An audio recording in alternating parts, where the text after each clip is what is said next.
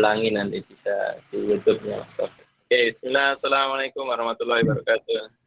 Waalaikumsalam warahmatullahi wabarakatuh. Alhamdulillah, alamin. Salatu wassalamu ala asrofil anbiya'i wal mursalin. Asyhadu an la ilaha illallah, asyhadu anna Muhammadan abduhu wa rasuluhu wa ba'du. Alhamdulillah, kita panjatkan puji syukur kepada Allah Subhanahu wa taala pada malam hari ini. Allah masih berikan nikmat pada kita, nikmat kesehatan, kesempatan, serta nikmat dinul Islam yang masih tertanam di tanah air kita. Alhamdulillah, rahimahullah, salatu wassalam, semoga tercurah pada junjungan kita Nabi Muhammad SAW, keluarga, sahabat, dan pengikutnya yang insya Allah istiqomah di jalan beliau. Alhamdulillah, pada malam hari ini kita kembali di kegiatan kita, ya, berupa ngobrol inspiratif, yang kali ini kita mengambil satu tema yang semoga bisa membawa kita kembali ke masa lampau sehingga nanti kita bisa menatap masa depan, yaitu satu tema menelisik perjalanan Nusantara dan kontribusi Islam. Nanti kita akan dengarkan pemaparan dari Ustadz Dr. Isa Ansori. Beliau adalah salah satu expert yang mendalami tentang histori, tentang sejarah. Beliau juga dulu salah satu dosen dan sekarang beliau adalah dai dan mubalek yang insya Allah cukup banyak kajian-kajiannya yang kita dengar di FKM gitu ya, Ustaz Isa Ansori. Moga-moga kita dapat satu wawasan insight baru berkenaan dengan histori tersebut, dan nanti semoga Ustaz Isa bisa memberikan satu wawasan baru untuk kita semuanya. Jadi bagaimana Islam berkontribusi terhadap sistem pemerintahan, kebudayaan, dan juga bangunan-bangunan fisik yang ada di Nusantara atau Indonesia ini. Saya kira itu untuk singkat dari prolog tema pada malam hari ini, dan nanti Ustadz Isa bisa mengelaborasikan tema pada malam hari ini sehingga para peserta yang ada dari santri Isma Al-Ausat, alumni, dan ada 1-2 dari luar yang enroll pada malam hari ini bisa mendapatkan insight baru berkenaan dengan Nusantara dan juga kontribusi Islam. Kami persilahkan nanti bisa selama 20-30 menit. Setelah itu disambung dengan tanya jawab, diskusi, dan penutup.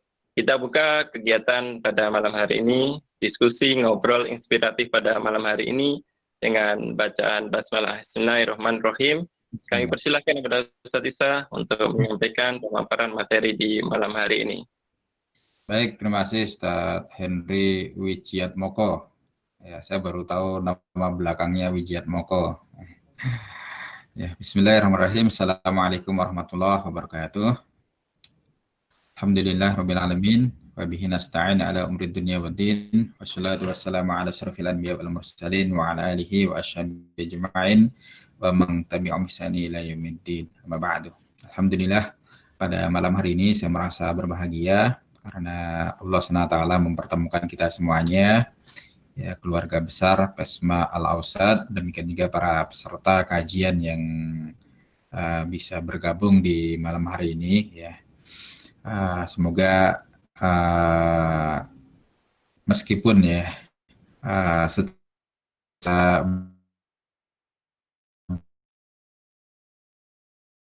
belum bisa berbiasa didekatkan oleh Allah SWT.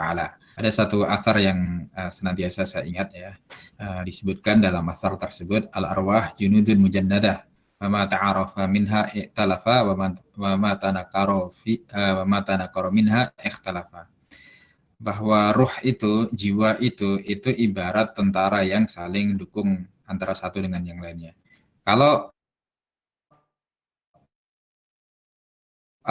jiwa-jiwa itu saling cocok, ya, maka akan bersatu, dan kalau jiwa-jiwa itu tidak cocok maka akan bercerai. Nah, semoga Allah SWT senantiasa menyatukan kita semuanya di atas jalan Islam dan memberikan keistiqomahan kita di atas jalan Islam ini sampai akhir hayat kita. Baik, saudara-saudara dan rekan-rekan santri Pesma Al-Ausad, alumni Pesma Al-Ausad dan juga peserta kajian pada umumnya. Saya diberi tema untuk kita diskusikan malam hari ini tentang perjalanan Nusantara dan kontribusi Islam di negeri ini. Saya awali dengan nasihat Allahu Yarham ya Pak Natsir ya, salah satu founding father negara kita. Jadi di tahun 80-an akhir ya, sebelum Pak Natsir itu meninggal dunia ya, Pak Amin Rais dan beberapa rekan-rekan seangkatan hasil wawancara tersebut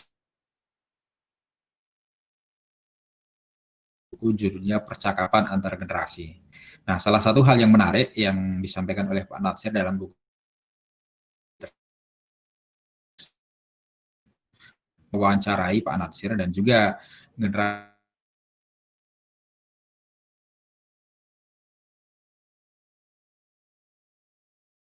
umat Islam yang ada dihadapi oleh umat Islam. Nah, ini bukan berarti selain 3 itu nggak serius. Jadi menurut Pak Natsir ya, yang paling serius, yang paling urgen untuk mendapatkan perhatian umat Islam ada 3. Pertama adalah sekularisasi, kedua adalah kritisasi, dan ketiga adalah nativisasi. Nah, saya tidak akan berbicara tentang yang pertama dan kedua, tetapi saya akan mengkaitkan kajian kita ini dengan apa yang oleh Pak Natsir disebut sebagai nativisasi. Nah, apa yang dimaksud dengan nativisasi?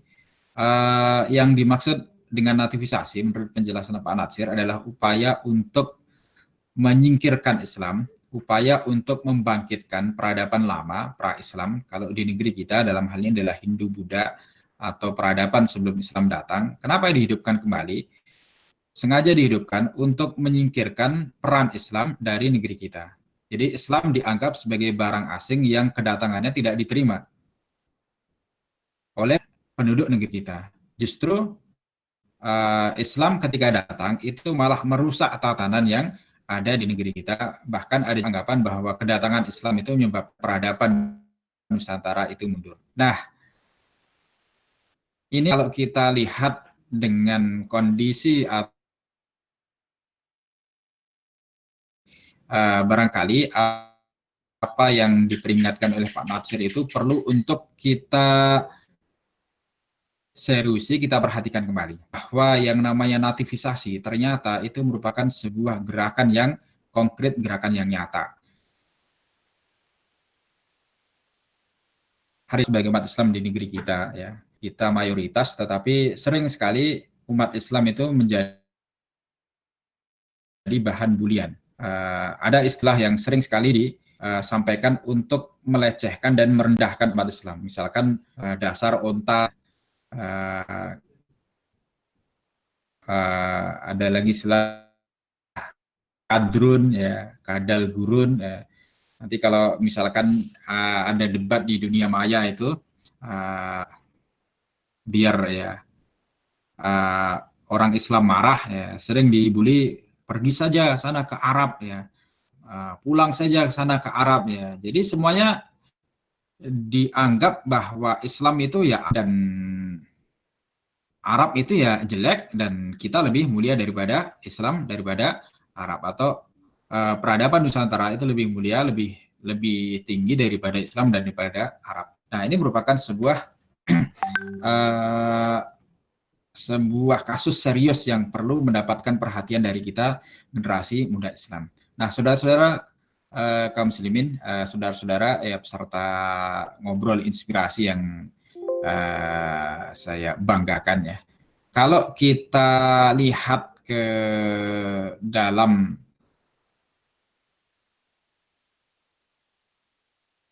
sejarah ya negeri kita, justru ketika Islam belum datang ya, kondisi negeri kita itu sangat-sangat ya jauh ya tertinggal dari peradaban.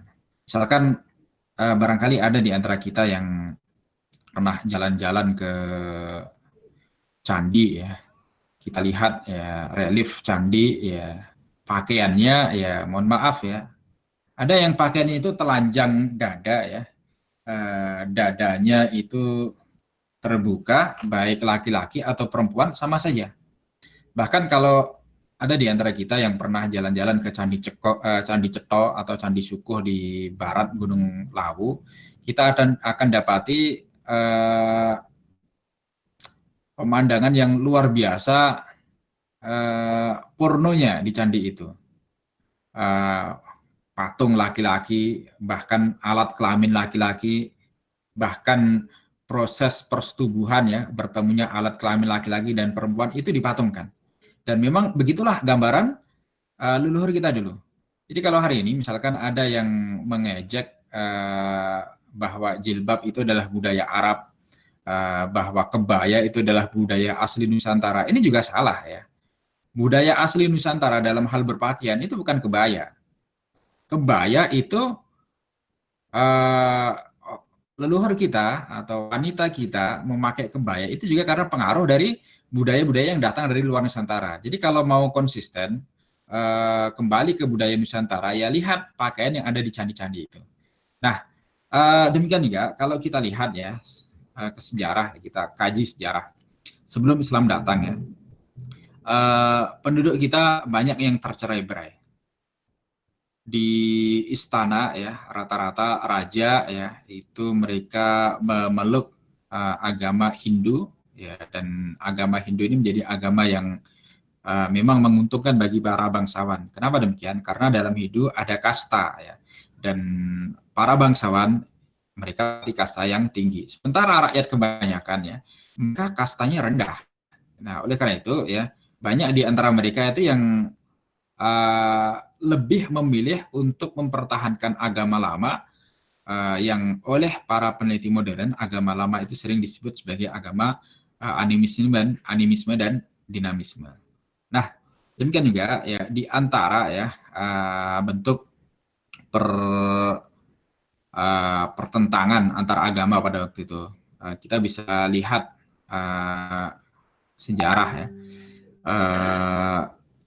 Cerita tentang berdirinya kerajaan Singosari. Ken Arok ya. Jadi Ken Arok ini kan diceritakan dia ini kan dari rakyat jelata, rakyat bawah ya.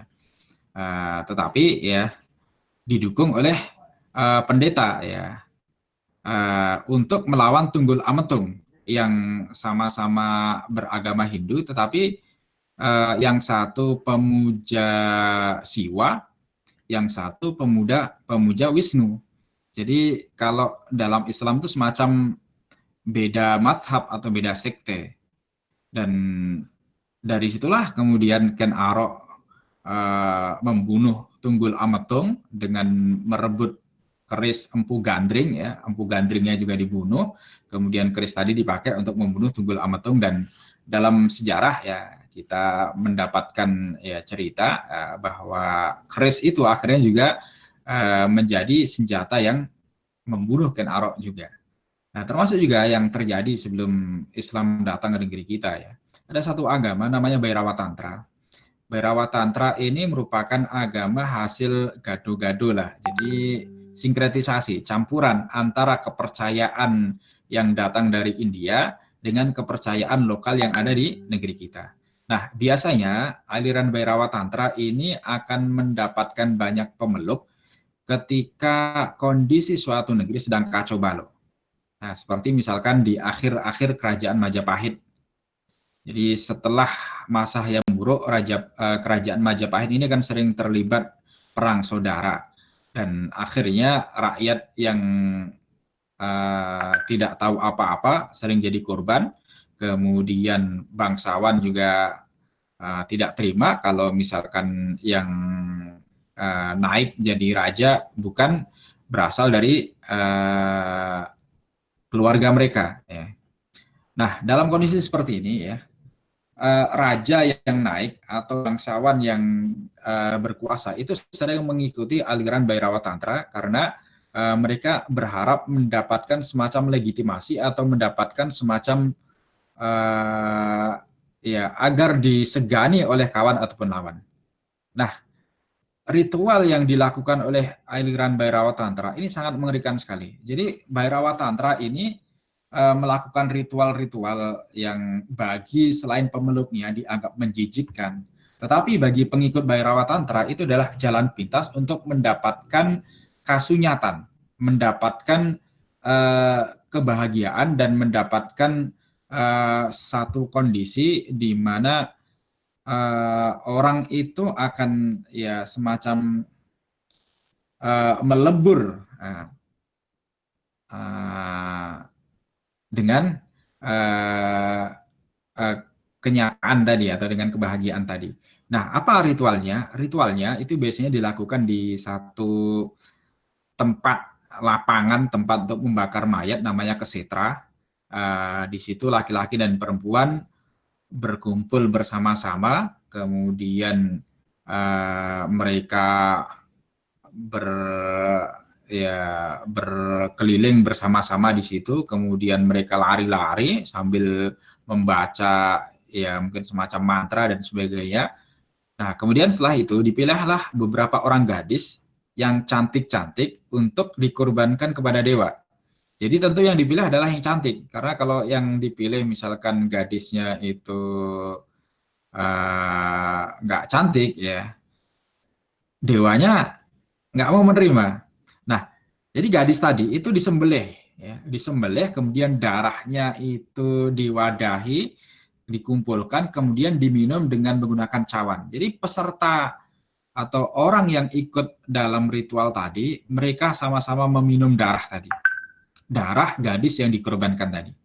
Nah, setelah itu kemudian mayatnya dibakar, kemudian mereka akan lari-lari mengitari mayat yang dibakar tadi sambil menabuh-nabuh tulang yang memang di situ mudah didapatkan, dan terakhir ritual itu akan diakhiri dengan persetubuhan massal. Nah, makanya kalau kita lihat di Candi Cetha dan Candi Sukuh itu purno, ya. Dan dua candi itu diduga kuat adalah candi yang didirikan oleh para pengikut Bhairava Tantra. Nah, itulah peradaban sebelum Islam. Dan orang-orang seperti itu biasa makan daging manusia. Bahkan dulu ya, di negeri kita makan daging manusia atau kanibalisme itu dianggap sebagai satu ritual yang bisa mendatangkan kesaktian. Marco Polo pada tahun 1292 ketika singgah di Samudra Pasai menceritakan bahwa di pesisir pantai pada waktu itu sudah banyak orang Islam. Sementara di pedalaman masih banyak suku-suku lokal itu yang hobinya adalah melakukan kanibalisme. Manusia makan manusia. Ya mirip dengan Sumanto. Cuma bedanya kalau Sumanto yang dulu tahun 2000 berapa ya 2005 atau 2006 itu sempat ramai diperbincangkan orang. Sumanto itu makan daging manusia yang sudah jadi mayat. Nah, tetapi kalau kanibalisme zaman itu memang dia sengaja membunuh orang yang masih hidup. Kenapa dibunuh? Karena ada kepercayaan kalau seseorang pengen menambah kesaktian, maka dia harus mengambil nyawa orang lain. Kalau satu nyawa yang berhasil diambil dengan membunuh orang lain, maka akan tambah satu kesaktian. Kalau dua nyawa, tambah dua kesaktian. Semakin banyak, semakin sakti. Jadi pada waktu itu, kanibalisme itu terjadi bukan karena nggak ada bahan makanan. Tetapi itu satu kepercayaan. Dan tentu ya, kepercayaan seperti ini jelas bertentangan dengan dasar negara kita ya, kemanusiaan yang adil dan beradab. Manusia membunuh manusia tanpa belas kasihan, itu jelas tidak sesuai dengan kemanusiaan yang adil dan beradab. Nah, itulah gambaran di antara gambaran peradaban Nusantara sebelum Islam datang. Nah, kemudian datanglah Islam. Ya. Islam datang membawa perubahan yang luar biasa. Bahkan Islam berhasil menyatukan negeri kita dari Sabang sampai Merauke. Kalau kita lihat ya, negeri kita ini kan negeri yang terdiri dari banyak sekali pulau. Dan beda pulau itu beda suku bangsanya, beda bahasanya. Jangankan beda pulau, satu pulau saja, Pulau Jawa itu bahasanya antara bahasa Sunda, bahasa Cirebonan, kemudian bahasa orang Solo, Jogja, itu sudah nggak sama. Jangankan orang Sunda dengan orang Jawa ya, satu orang Jawa saja, sama-sama Jawa Tengah dengan Jawa Timur, itu ada perbedaan. Orang Jawa Tengah misalkan untuk menyebutkan tidak ada, ora ono mas. Orang Surabaya, orang Malang, nyebutnya bukan ora ono, gak ono cak. Kadang gak enak cak. Nah, orang Solo, piye toh. Orang Surabaya, ya opo ya. Dan seterusnya. Nah, perbedaan atau banyaknya pulau-pulau ini tentu negeri kita yang bernama Indonesia ini harus disatukan. Kalau pertimbangannya pertimbangan budaya, pertimbangannya pertimbangan suku, ya, pertimbangan saya orang Jawa, dia orang Maluku, orang Ambon, dia orang Papua, dia orang Dayak, saya yakin kita hari ini tidak akan ya, bisa menikmati hidup di satu negara yang namanya negara Indonesia. Jadi salah satu kontribusi yang diberikan Islam terhadap negeri kita, Islam berhasil menyatukan negeri kita sehingga suku bangsa yang banyak tadi dari Sabang sampai Merauke itu bisa bersatu karena disatukan oleh Islam. Dan ini sebenarnya bukan pernyataan saya pribadi. Sebelum saya menyatakan seperti ini, jauh sekian tahun yang lalu, bahkan ilmuwan Barat semacam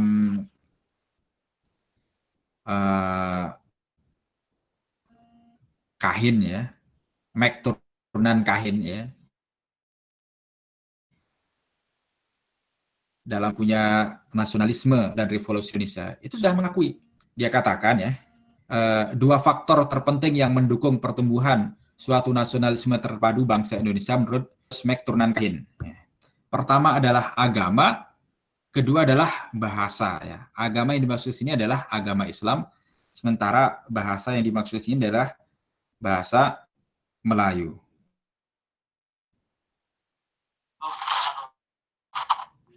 Jadi, mohon maaf sebentar.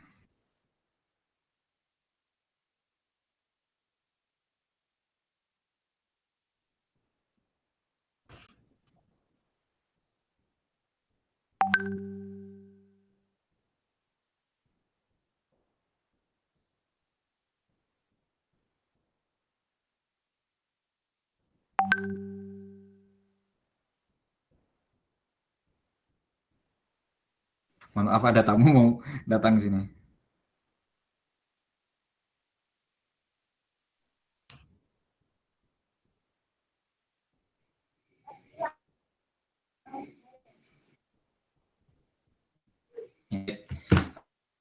Selanjutnya, jadi semacam Kahin ya, itu juga mengakui bahwa di antara ya kontribusi terbesar Islam terhadap negeri kita adalah Islam merupakan faktor yang menyatukan negeri kita. Nah, pertanyaan berikutnya, bagaimana caranya menyatukan negeri kita? Tiga hal yang bisa menjelaskan bagaimana cara Islam menyatukan negeri kita. Yang pertama ya, Islam menyatukan negeri kita melalui jaringan perdagangan. Jauh sebelum bangsa Barat ya, datang ke negeri kita, ya, umat Islam sudah datang ke negeri kita dari berbagai macam bangsa. Orang Arab, orang Persia, orang Gujarat, orang Benggala, mereka datang ke sini melakukan perdagangan. Dan kita welcome. Dan mereka berhasil membangun jaringan perdagangan dari Aceh, kemudian ke Palembang, Lampung, kemudian ke Banten, kemudian ke Sudakalapa, ke Cirebon, kemudian ke Semarang, kemudian ke Tuban, ke Gresik, ke Surabaya, dan terus sampai ke kepulauan-kepulauan yang ada di timur. Nah,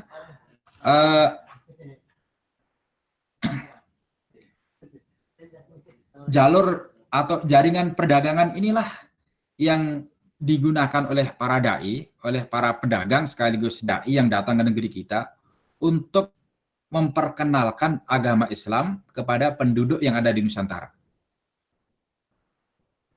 Dan kalau kita kaji ya bahwa masuknya Islam ke negeri kita itu diantaranya adalah dengan melalui jalur perdagangan. Dengan demikian ya, antara dagang dan dakwah itu merupakan dua hal yang tidak bisa dipisahkan dalam sejarah Islam di negeri kita. Kemudian yang kedua, bagaimana Islam menyatukan negeri kita? Setelah ya, para dai, para mubalik tadi menyampaikan Islam, mengajarkan Islam ke bangsa, ke suku-suku bangsa yang ada di negeri kita, ya, dari satu pulau ke pulau yang lainnya. Mereka juga berhasil membangun jaringan pesantren.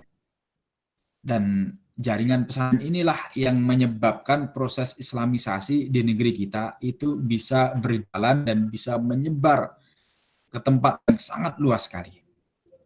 Dennis Lombat dalam bukunya Nusa Jawa Silang Budaya menyampaikan bahwa di Jawa khususnya dan juga di Nusantara pada umumnya ada dua lembaga yang punya peran besar ya, dalam islamisasi di negeri kita. Yang pertama adalah pesantren, yang kedua adalah thariqat.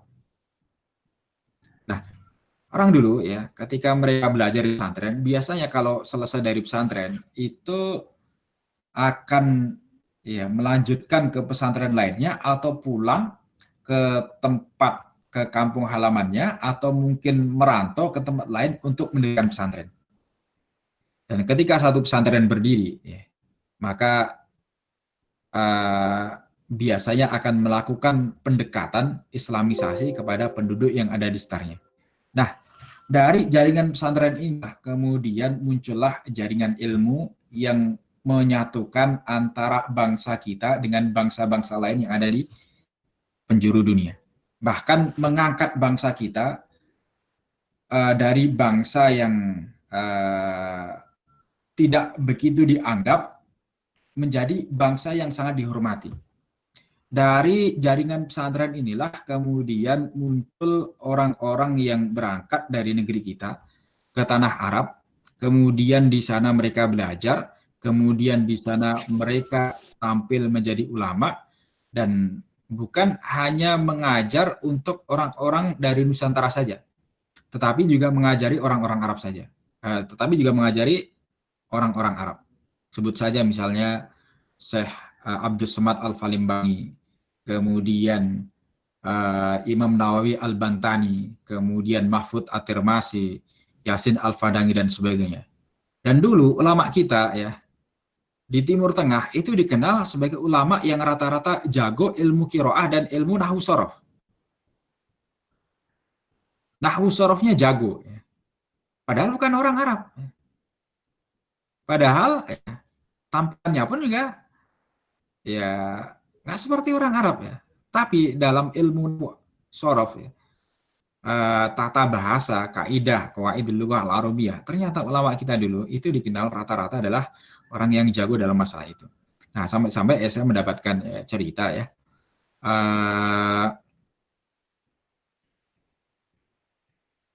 Syekh Ali Jum'ah, ya. Beliau mufti Mesir ya, termasuk Syekh Al-Ashhar ya. Itu kalau ketemu dengan mahasiswa yang berasal dari Indonesia itu sering mengatakan begini, ajdadukum masayikhuna, mbahmu dulu itu adalah guru-guru kami. Jadi selevel Syekh Ali Jum'ah itu mengakui bahwa orang-orang Indonesia yang dulu datang ke Timur Tengah itu berhasil memberikan kontribusi luar biasa bukan hanya bagi negerinya Indonesia atau Nusantara, ya, tetapi juga bagi dunia Islam pada umumnya. Sampai kemudian dikenang oleh Syekh Ali Jum'ah. Kemudian yang ketiga, saudara-saudara yang dimuliakan oleh Allah SWT, bagaimana cara Islam menyatukan Nusantara? Yang ketiga, Islam menyatukan Nusantara itu dalam bentuk kekuatan melawan penjajah.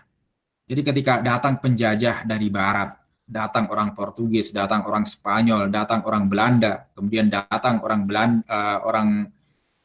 Inggris, setelah itu kembali lagi ke Belanda, kemudian datang orang Jepang.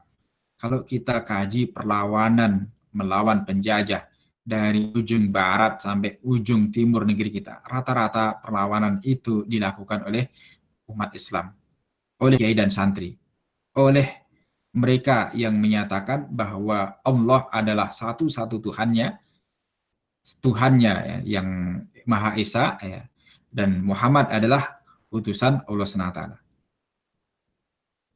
Bahkan perang melawan penjajah ya dalam sejarah ya itu sering disebut sebagai perang Sabil, atau kalau tidak disebut sebagai perang Sabil sering disebut sebagai jihad. Nah, ini menunjukkan bahwa perang itu adalah perang yang dilandasi oleh semangat Islam. Kenapa demikian?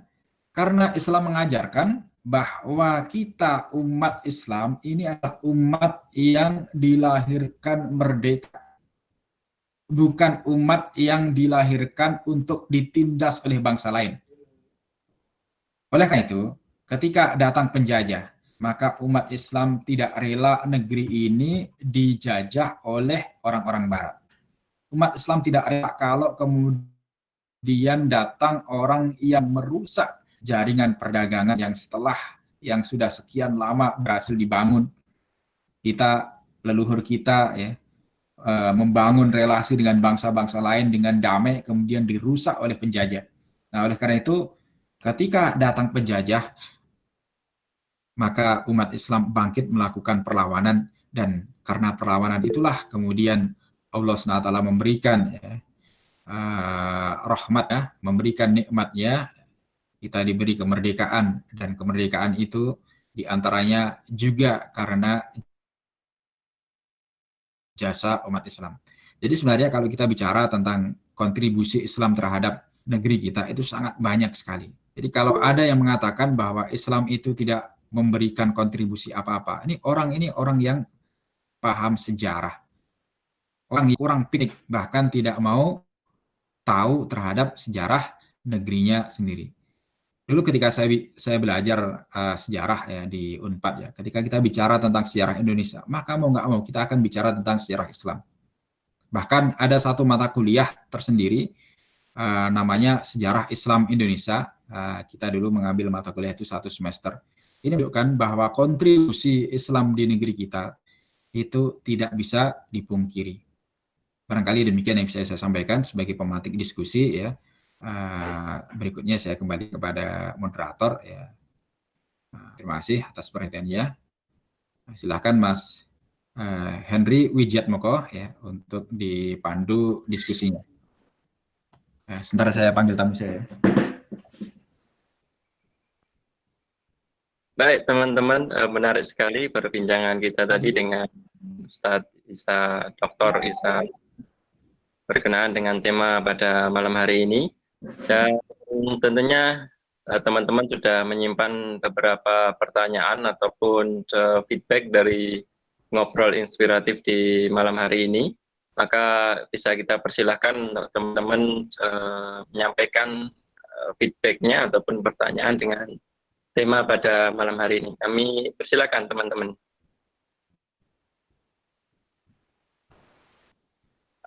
Ada yang butuh didiskusikan dari teman-teman peserta ngobrol inspiratif pada malam hari ini.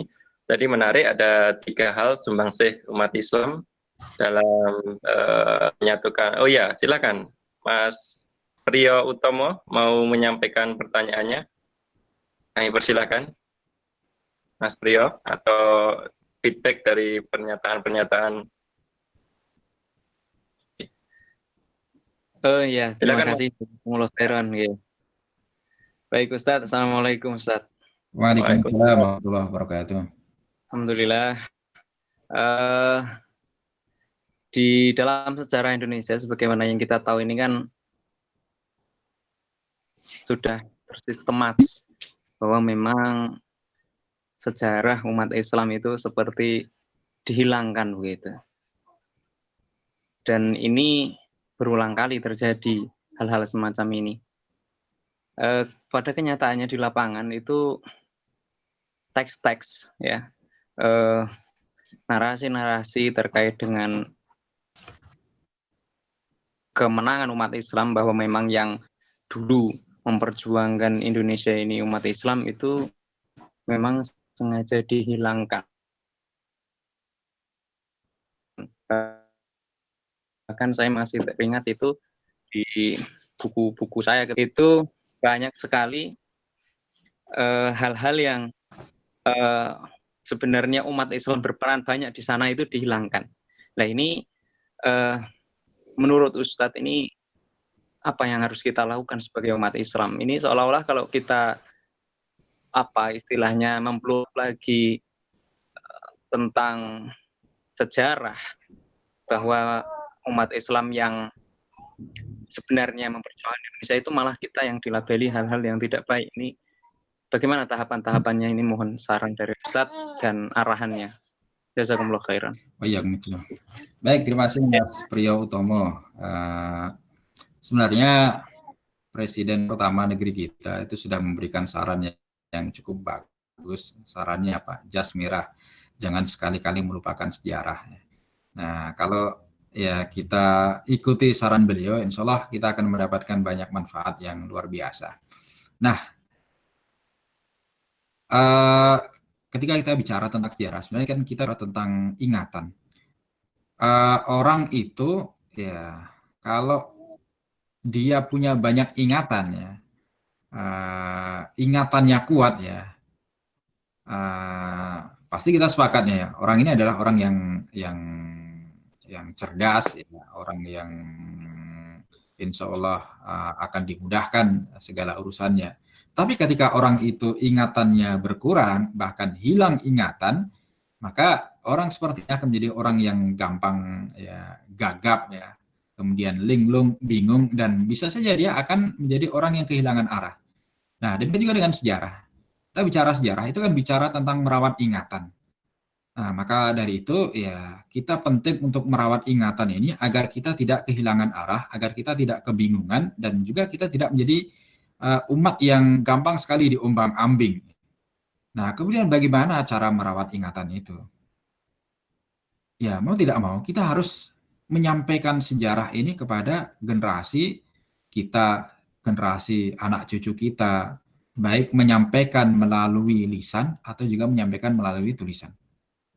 Dulu ketika saya kuliah di Fakultas Sastra itu, pertama di sejarah itu kan dikenal sebagai tempat kaderisasi anak kiri. Ketika saya masuk tahun 2001 ya, tidak lama setelah reformasi itu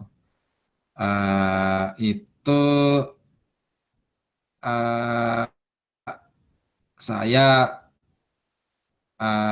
dengan teman saya dari Persis itu, kita buat kesepakatan pokoknya jangan sampai di angkatan kita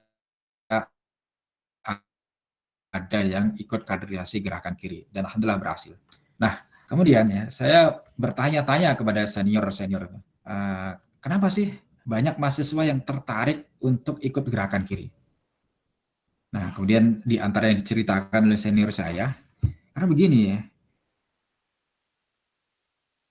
beberapa mahasiswa ketika mahasiswa baru masuk itu dia nggak bisa apa-apa, bicara nggak bisa, nulis nggak bisa. Begitu ikut kaderisasi di gerakan kiri, dipaksa untuk bicara, dipaksa untuk menulis, akhirnya jadi orator.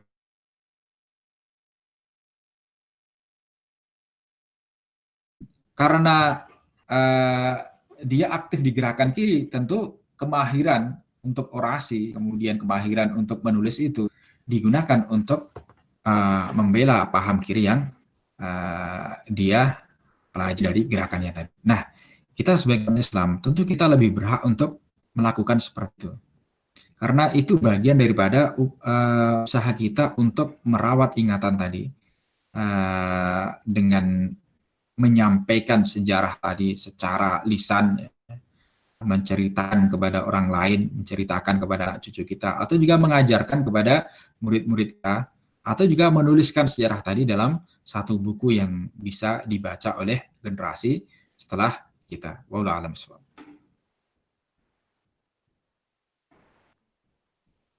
Ya, demikian tadi jawaban dari Ustadz Isa dengan sejarah yang coba dihapus dari negeri ini. Mungkin dari yang lainnya bisa ada pertanyaan lagi. Ini dari Ustadz Derajat kritis berkenaan dengan perkembangan muslimin. Mungkin ada pertanyaan yang bisa diajukan di ngobrol inspiratif di malam hari. Ini persilakan. Atau dari Mas Priyotomo, ada feedback lagi berkenaan dengan jawab dari Ustadz Isa Ansori tadi. Insya Allah cukup dulu Ustaz. Nanti insya Allah disambung lagi.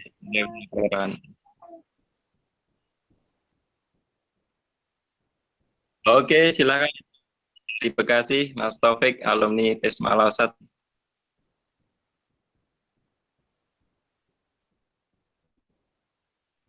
Waalaikumsalam. Ustadz Taufik, Ara, lama nggak pernah ketemu.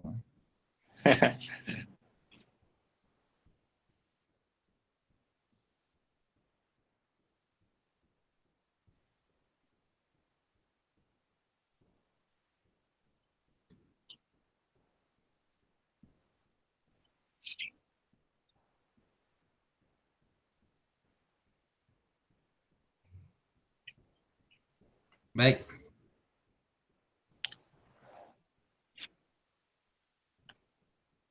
Ya, baik tentang Wali Songo ya. Wali Songo ini adalah satu istilah untuk menyebutkan 9 wali yang dianggap sukses dalam mendakwahkan Islam di Pulau Jawa khususnya. Nah, 9 orang itu sebenarnya antara satu daerah dengan daerah yang lainnya kadang beda 9 orang itu siapa. Tetapi ya, yang paling masyhur 9 orang itu pertama Maulana Malik Ibrahim, kedua Sunan Ampel, ketiga Sunan Giri, keempat Sunan Bonang, kelima Sunan Derajat, keenam Sunan Kalijogo, ketujuh Sunan Kudus, kedelapan Sunan Muria, kesembilan Sunan Gunung Jati. Nah, istilah Wali Songo ini, pada saat orang-orang yang dianggap sebagai bagian dari Wali Songo itu hidup, itu sebenarnya belum muncul.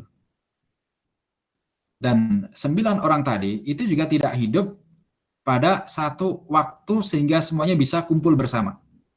Misalkan Maulana Malik Ibrahim, beliau sudah meninggal tahun 1419. Pada waktu itu, Sunan Ampel itu juga belum sampai ke Jawa. Masih kecil.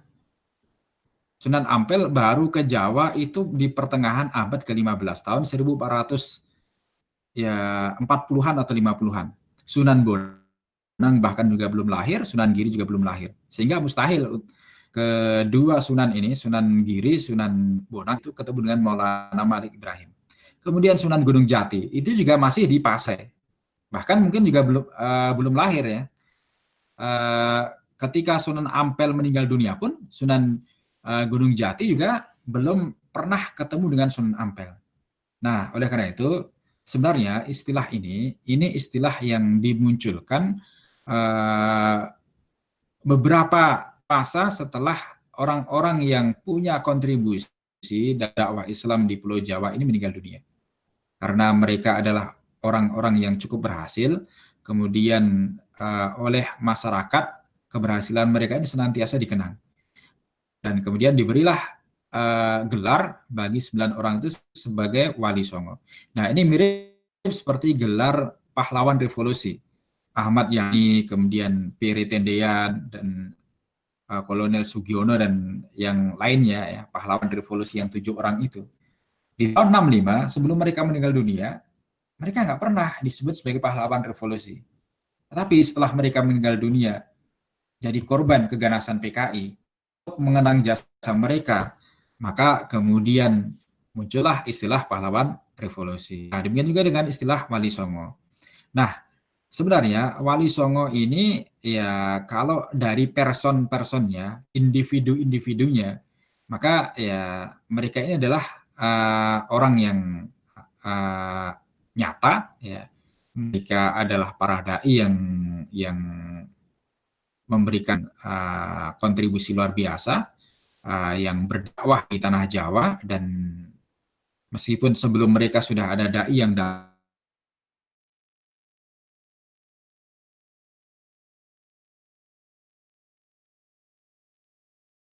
sembilan orang tadi. Nah, karena keberhasilannya lah, maka kemudian mereka ini dikenang oleh orang-orang yang ada di negeri kita. Nah, kemudian ketika kita bicara tentang sejarah Wali Songo, ada dua hal yang mesti kita pahami. Pertama, ada yang namanya fakta keras. Kedua, ada yang namanya fakta lunak. Fakta keras itu adalah fakta yang kebenarannya sudah selisihkan lagi. Atau dengan bahasa lain, bisalah kita sebut kebenarannya sudah qot'i, sudah pasti.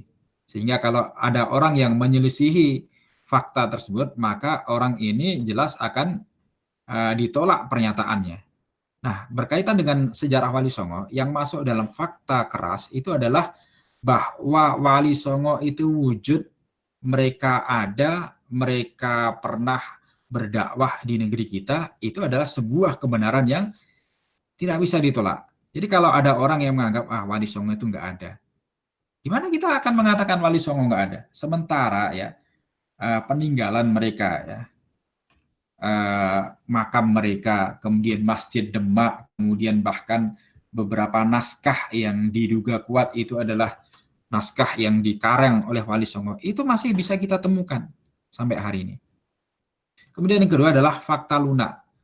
Fakta lunak itu adalah fakta yang kebenarannya masih bisa diperselisihkan dan masih bisa didiskusikan kembali. Sehingga kalau ada orang yang berbeda pendapat dalam masalah ini, ya boleh-boleh saja, asalkan sumbernya itu bisa diverifikasi. Nah, terkait dengan fakta lunak ini, kebenarannya ya mungkin bisa kita katakan zonni, praduga saja. Jadi kalau berkaitan dengan fakta lunak, ya kita yang mengkaji sejarah Wali Songo, ya tidak usahlah kita ngegas ketika ada perbedaan pendapat.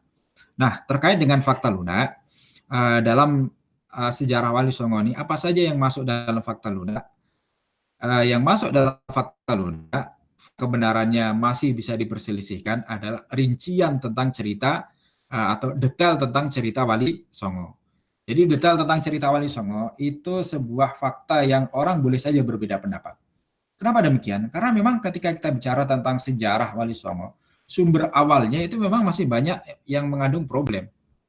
Apa sumber awalnya? Babat Tanah Jawa, Serat Kondo, yang memang awalnya Babat Tanah Jawa ini bukan ditulis untuk tujuan murni tujuan merawat ingatan sejarah, tetapi ditulis untuk mengangkat legitimasi Raja Mataram. Makanya ketika bicara tentang silsilah Raja Mataram di Babat Tanah Jawa ini, kita akan mendapatkan silsilah yang luar biasa.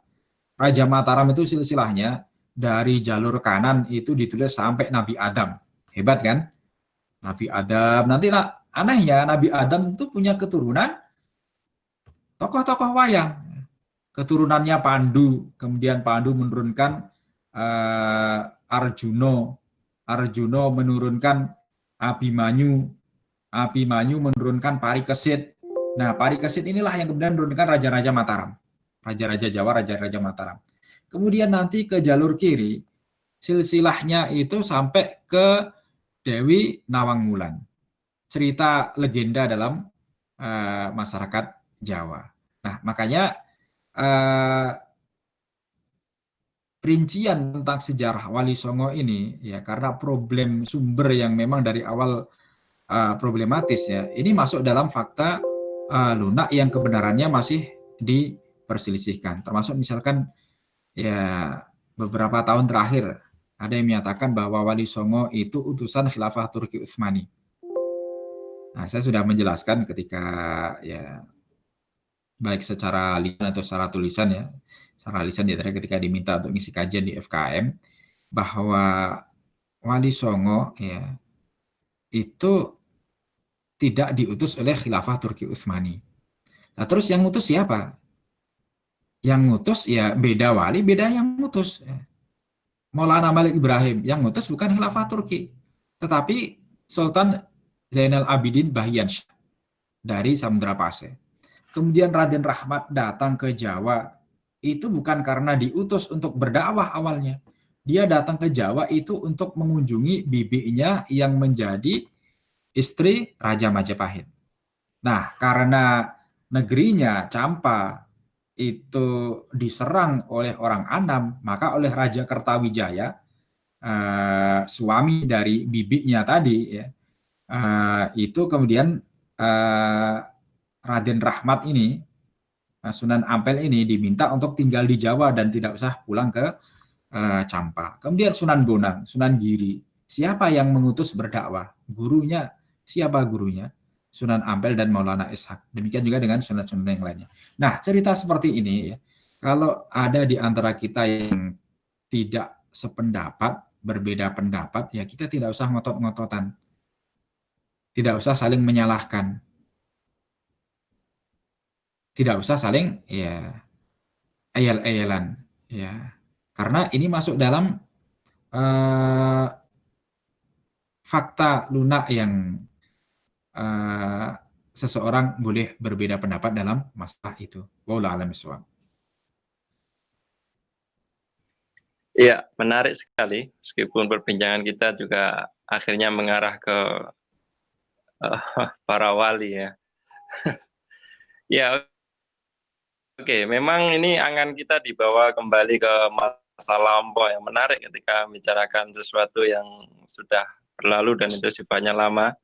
Jadi kayak kita baca novel kayak otak kiri gitu ya kita ya. Membayangkan kembali. Kalau novel Baik. Oh, otak kanan ya, otak kanan. Antum hitung-hitungan matematika itu baru pakai otak kiri. Ya, pakai otak kanan ini. Baik, mungkin teman-teman yang lain masih ada waktu 12 menit ini kita akan akhiri agenda di malam hari ini ngobrol inspiratifnya. Mungkin ada yang ingin bertanya lagi, mumpung ini kesempatan luar biasa kita bisa ngobrol dengan Ustadz yang cukup pengalaman dalam ataupun cukup ahli di hal sejarah Islam. Yang persilakan.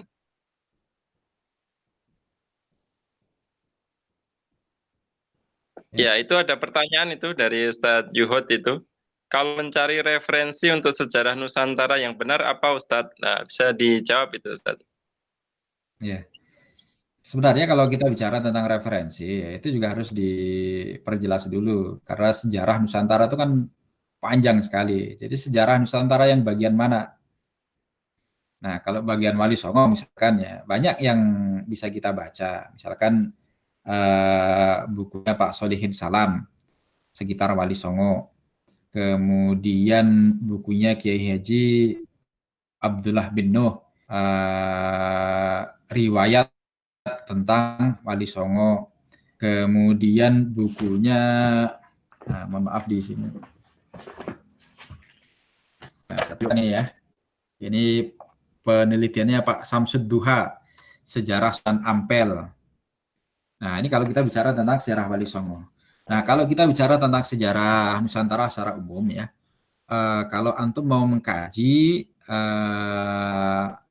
tentang gambar, bisa baca buku Sejarah Umat Islam Indonesia. Itu buku diterbitkan oleh MI. Tim yang menulis buku itu adalah tim yang dibentuk oleh MUI, yang diantaranya ada Profesor Taufik Abdullah, kemudian juga ada Pak Ahmad Mansur Suryanegara, kemudian ada Pak Muhammad Iskandar, Pak Uka Chandra Sasmita, dan sebagainya. Nah, kemudian juga bisa juga baca bukunya Jos McTurnan Kahdi, Jurnalisme dan Revolusi Indonesia. Ini terbitan Kobam terakhir, Komunitas Bambu. Nah, kalau mau nyari di Gramedia atau di Tugamas, insya Allah ada. Kalau nggak ada ya nanti bisa jalan-jalan ke Jogja kalau sudah memungkinkan. Atau juga bukunya Reclef, ya, Sejarah Modern Indonesia. Atau juga bukunya Pak Sartono Kartodirjo, ya, Pengantar Sejarah Indonesia Baru. Ada 2 jilid. Nah, ini di antara sekian banyak buku yang bisa dijadikan referensi.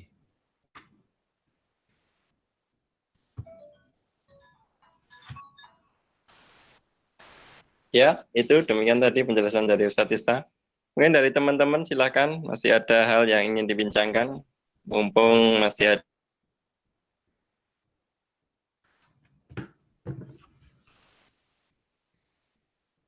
ada, atau ini Mas Sabto ini dia dari Aceh ini, silakan untuk menyampaikan pertanyaan, mungkin ada hal yang butuh ditanyakan.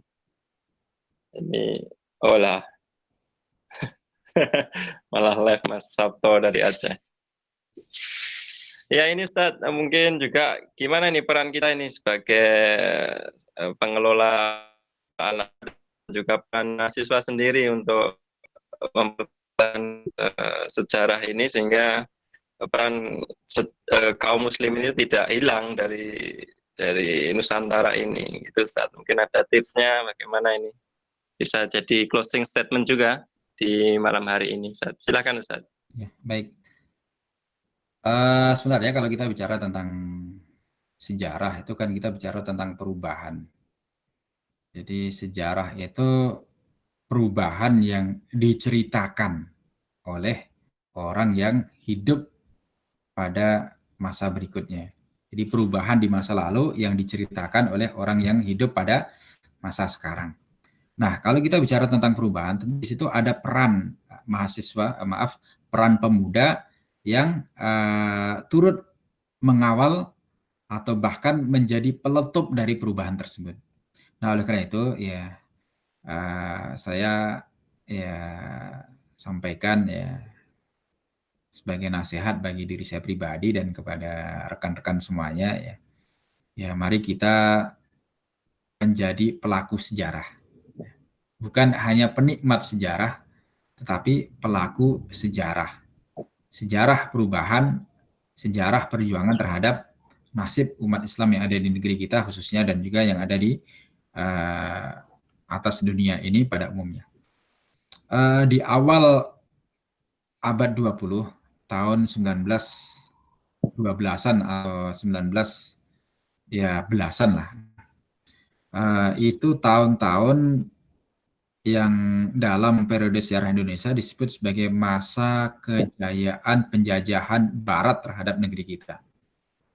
Nah, karena merasa sudah berhasil menaklukkan seluruh wilayah Indonesia, maka Belanda pada waktu itu kemudian berusaha untuk membaratkan budaya yang ada di negeri kita, termasuk juga berusaha untuk menyebarkan agama Kristen. Nah, pada waktu itu ya gerakan Kristenisasi itu begitu masif, didukung oleh kebijakan dari pemerintah Hindia Belanda dan juga bantuan dana dari pemerintah Hindia Belanda. Nah, apa yang disampaikan oleh Kiai Haji Ahmad Dahlan kepada umat Islam di negeri kita melihat masifnya gerakan Kristen pada waktu itu? Kata Pak Haji Ahmad Dahlan, Islam itu mustahil lenyap dari atas muka bumi. Tetapi tidak menutup kemungkinan Islam bisa lenyap dari atas bumi Indonesia. Oleh karena itu, siapa yang akan bertanggung jawab? Nah, maka ya saya ingatkan kembali dengan nasihatnya Pak Ahmad Dahlan tadi, Kiai Haji Ahmad Dahlan, bahwa Islam itu mustahil lenyap dari atas muka bumi. Tetapi tidak mustahil Islam itu lenyap dari bumi Indonesia. Nah, agar Islam ini tidak lenyap dari bumi Indonesia, tentu disinilah kita perlu berjuang, kita perlu melanjutkan sejarah perjuangan generasi leluhur kita. Wallahu a'lam bishawab. Ya, itu tadi closing statement dari Ustadz Isa Ansori, bahwasanya kita sebagai pemuda diharapkan untuk menjadi pelaku sejarah, bukan lagi sebagai penikmat sejarah. Gitu ya Ustadz Isa ya? Iya, betul. Begitu Ustadz Isa? Baik. Kepada Ustadz Isa, dengan waktu yang singkat ini sudah memberikan insight baru pada kita, wawasan, semoga menginspirasi dan benar-benar ini sebagai, meskipun ini lewat online, tapi sebagai pemicu daripada perubahan Islam itu sendiri untuk kejayaan Islam ke depan. Gitu Ustaz Isa. Salah itu kami ucapkan jazakumullah khairan kepada Ustaz Isa Ansori selaku pemateri di malam hari ini. Dan kami mohon maaf yang sebesar-besarnya kepada para peserta ketika ada gangguan teknis, putus-putus dalam hal sinyal dan lain sebagainya. Semoga yang sebentar dan sedikit ini bermanfaat untuk kita semua. Kita lanjutkan moga-moga di program-program selanjutnya. Ustaz, jazakumullah khairan. Kita tutup pada ngobrol inspiratif di malam hari ini dengan doa kifaratul majlis. Subhanakallahumma wa bihamdika asyhadu alla ilaha illa anta astaghfiruka wa atubu ilaik. Assalamualaikum warahmatullahi wabarakatuh.